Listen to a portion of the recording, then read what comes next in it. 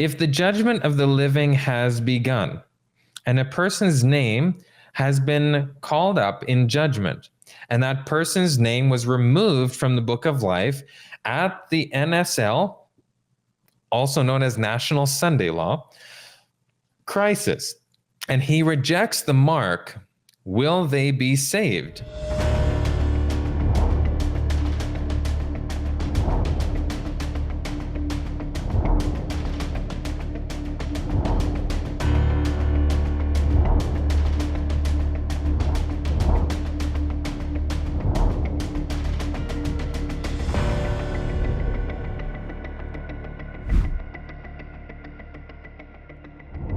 Now, I want to propose a thought that the judgment of the living will not start at the National Sunday Law, but it will be wrapping up.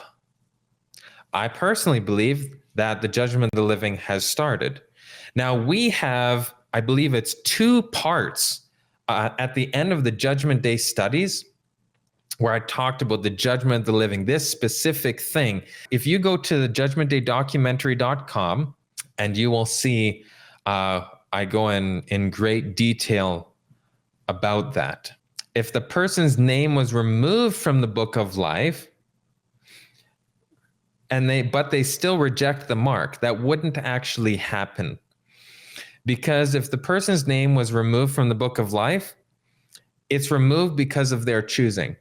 They're asking for it to be removed because of their choices. They're saying, I don't want to be in there. I don't want to be part of this. And because they do that, they're not going to refuse the mark of the beast. So we wouldn't have that sort of situation take place at the National Sunday Law crisis, and he rejects the mark, will he be saved? He wouldn't reject the mark of the beast if he was lost and asked his name to be removed from the book of life.